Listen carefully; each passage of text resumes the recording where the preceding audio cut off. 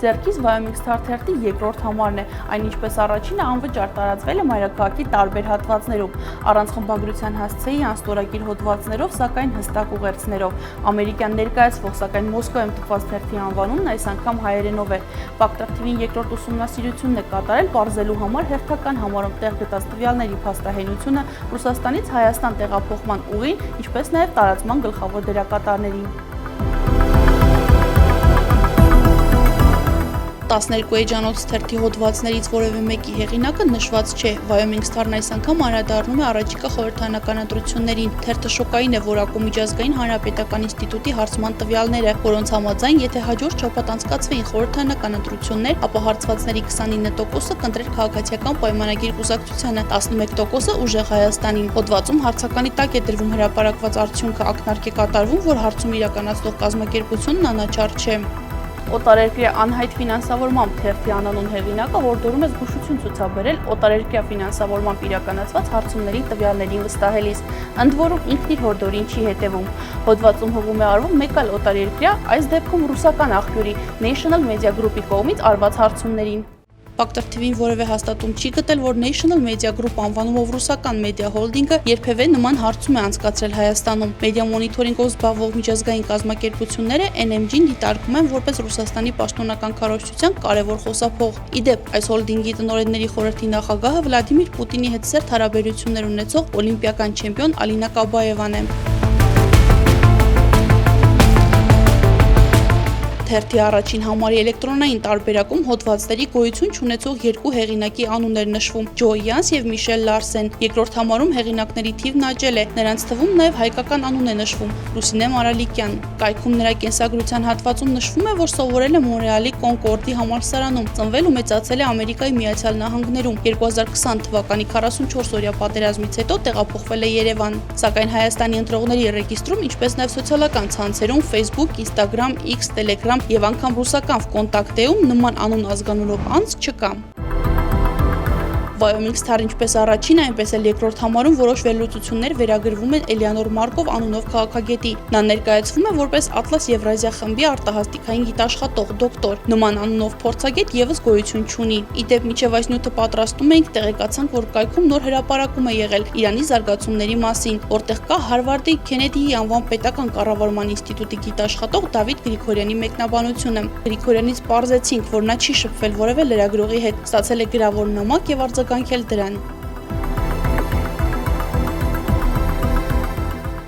Թերթի վերջին էջում որպես լրատվական գործունեություն իրականացնող է նշված Շուքուրյան Վանիկ Վոլոդիայի ածն։ Այցելեցին Գավառյան հասցե, որտեղ գրանցված է անհատ ձեռնարկատերը։ Վանիկ Շուքուրյանը հաստատեց, երկրորդ համարը եւս բերվել է Մոսկվայից, սակայն այլ հարցերի հրաժարվեց պատասխանել, առաջարկելով դիմել իր օգնականին, որն էլ կապ է պահպանում թերթի տպագրությունը ֆինանսավորողների հետ։ Ավելի ուշ մեծ հայտնի դարձավ, որ օգնականը նրա 34-ամյա որդին է Նարեկ Շուքուրյանը։ Այս փաստը պարզելուց հետո Factor TV-ն այլ մանրամասներ է բացահայտել հայր եւ որդի Շուքուրյանների մասին։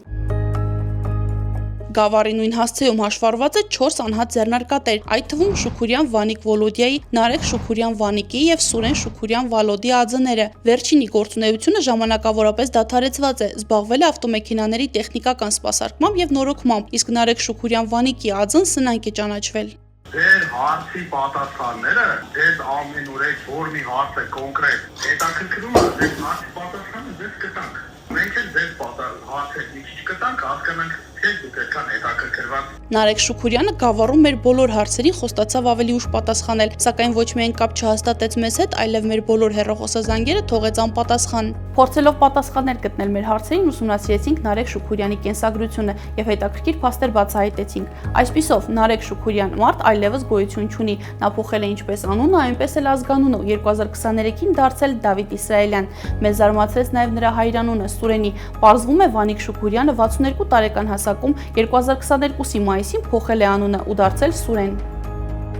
Նարեկ Շուքուրյանը մորազգանունն է օգտագործել, անվանափոխությունը կատարվել է այն բանից հետո, երբ Շուքուրյան կրտսերը Ռուսաստանում քրեական պատասխանատվության է ենթարկվել եւ դատարանը նրան արտաքսելու որոշում է կայացրել։ Ռուսաստանի Ֆրունզենսկի շրջանի դատարանը նրան 1 տարի 11 ամիս ժամկետով ազատազրկման է դատապարտել 400,000 ռուբլի արժողությամբ ավտոմեքենայի գողության համար, որը կատարվել է մի խումբ անձանց կողմից նախնական համաձայնությամբ։ Պատիժը կրելուց հետո Սանկտ Պետերբուրգի դատախազությունը դիմել է դատարան ու պահանջել արտաքսել Նարեկ Շուքուրյանին։ Դատախազության հայցը բավարարվել է 2020-ի մայիսի 19-ին որոշում է կայացվել Նարեկ Շուքուրյանին տեղափոխել ձերբակալված անձանց հատուկ պահման վայր, այնուհետև արտաքսել Ռուսաստանից։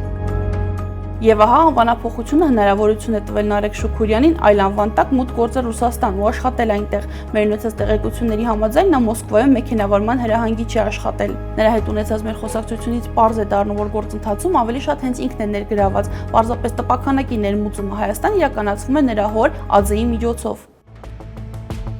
Հատկանշական է, որ Շուքուրյան Վանիկ Վոլոդիայի Adzei մասին փետրվարին կատարած մեր հետաքննության ընթացքում իրավաբանական անձանց պետական ռեգիստրում տեղեկություն չկար, այժմ տվյալներ առկա են։ Շուքուրյանը հաշվառված է նաև պետական եկամուտների կոմիտեում, միկրոձեռնարկատիրության սուբյեկտ է, գործունեության տեսակը թերթերի հրատարակություն։ Նշված Adzեն Շուքուրյանը պետռեգիստրում գրանցել է իր հին անձնագրի տվյալներով։ Factor TV-ն Ռուսաստանի անհատ ձեռնարկատերերի միասնական պետական գրանցամատյանից տվյալներ է ստացել այն մասին, որ Վանիկ Շուքուրյանը դեռևս 2011-ին նույնանուն Adzei է ստեղծել նաև Ռուսաստանում, Սանկտ Պետերբուրգում։ Գործունեության հիմնական տեսակներ են եղել ավտոմեքենաների մասերի մանրածախ վաճառքը, մեքենաների սպասարկումը եւ նորոգումը, ինչպես նաև շարժիչային վառելիքի մանրածախ վաճառքը։ 2020-ի նոյեմբերի 23-ին դրա գործունեությունը դադարեցվել է։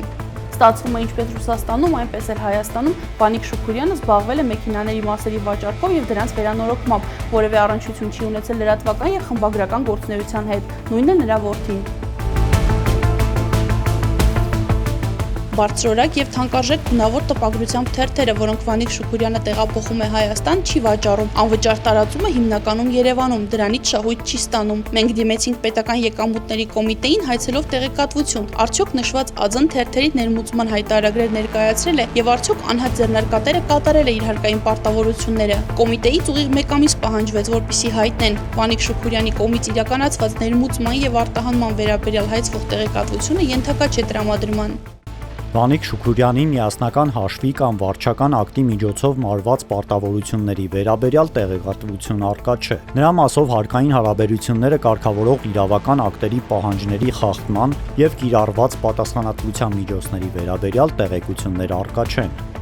Ավելի վաղ Factor TV-ի հետ զրույցում Շուքուրյանը հաստատել է, որ ներգրաված է Wyoming Star-ի հայերեն տարբերակի տարածման գործընթացում, սակայն չի կարողացել հստակ պարզաբանել դրա կազմակերպչական ու ֆինանսական կողմերը։ Նա նշել է, որ թերթը Մոսկվայում է թարգմանվում եւ տպվում, ապա բերվում Հայաստան, բայց չի ճանաչում ոչ խմբագրության ներկայացուցիչներին, ոչ սեփականատերերին, չի մասնակցում բովանդակության ընտրությանը։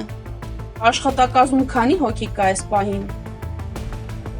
Դե ասենք Adzei նորապաստված աշխատակազմում քիչ են մարդիկը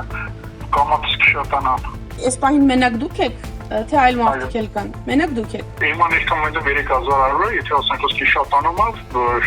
տպականակը նորի շատանում է։